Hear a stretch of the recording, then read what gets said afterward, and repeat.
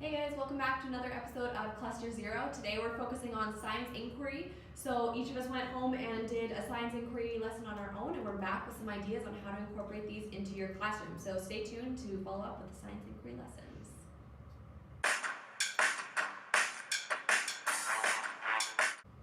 Okay, so for my science inquiry, I was dealing with density.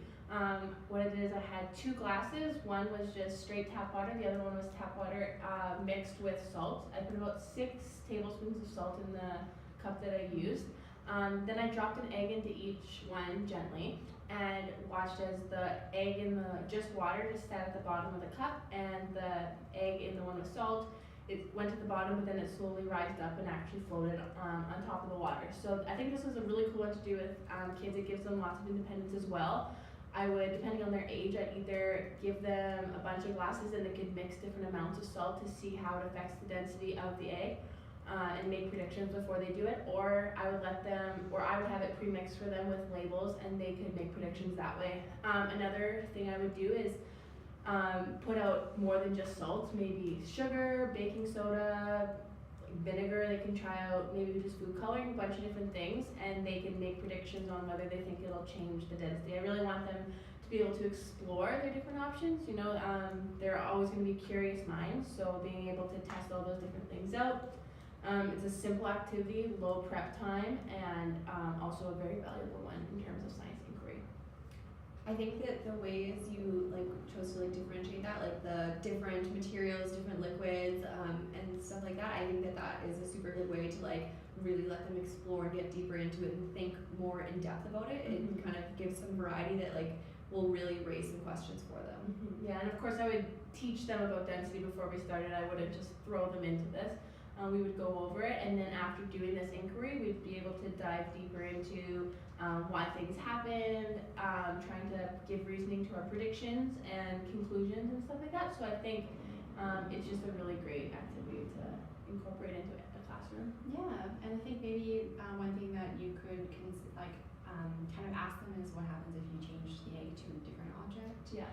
So Yeah, we can try it with like rocks and fruit and whatever you want to put in and test it all out. Yeah. So would you do this as a guided inquiry then? I would, depending on the age. I think with younger kids, it would be more guided. But I think as soon as I start adding in, like if I just give them glasses and I have a bunch of substances for them to mix and eggs and different things that they can put in, like a kiwi or cherries, grapes, whatever, I think I would let them kind of run with it. Like obviously you set up the structure and it's all in your classroom management. Always coming back to that, like if they know how to do inquiry and they are comfortable with it, then I'm comfortable with my students kind of running with the activity, being independent, that kind of thing. So I think it would be a combination, but I would want them to be as independent as possible rather than always structured and guided.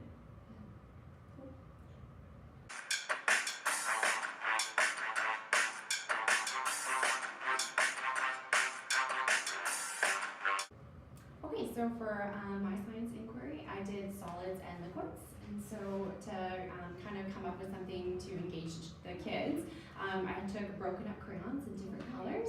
Yeah, and I placed them on a white sheet of paper. And I would ask the kids okay, so we have these broken up crayons here. What do you think would happen if we apply heat? And so I would probably use something not too dangerous, like a hair dryer, and kind of let the heat sit on top of it. And the crayons will melt, obviously. And then, and ask questions like, what's going to happen if we take the heat away? Is it still going to be a liquid form, or is it going to dry up? Go back to being a crayon, etc. I think that's a good one, and that they can watch it happening. Sort of, it'd be nice for them to see crayons melting, the crayons cooling down, becoming a solid again. And I think that it'll teach them a lot more that they see the whole process happening all in front of them. And the crayon is something that they're familiar with, right? That's something that they can relate to, and then they know that happens. And you could extend it to other things, maybe other supplies in the classroom. That's a good idea. About how if it will change. Not everything's going to change to a liquid, or not everything that way, right? And some liquids will never be solids. So it's very there's a lot of things you can do from it, and a lot of, even if you do that as a guided inquiry, then you can let them run with an independent inquiry to Coming up, test yeah. test other things Right. and test things with Objects. heating and liquids and yeah, I think it's a very good inquiry to kind of like start as a guided and then let them go with it. Yeah. Yeah.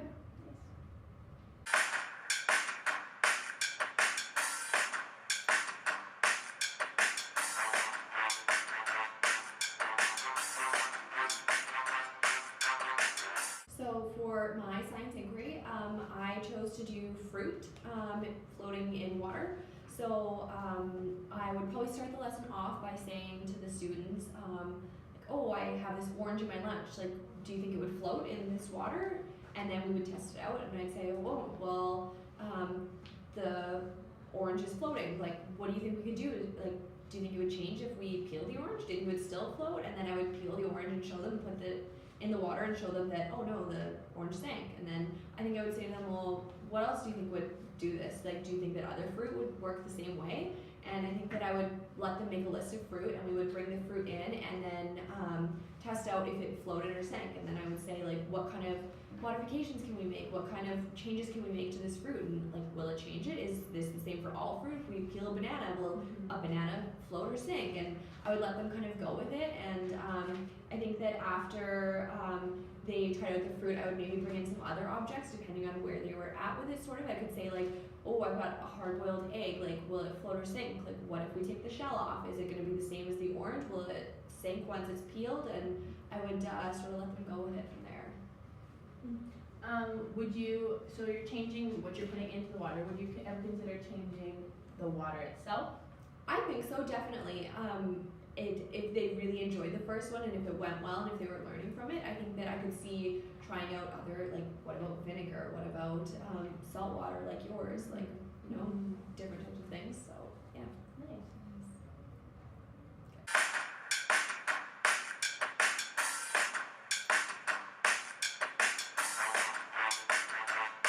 That's all the time we have for today, folks. Oh, we weren't planning on responding to tweets today, but we have an overwhelming Twitter following from Mad Sci Sutherland.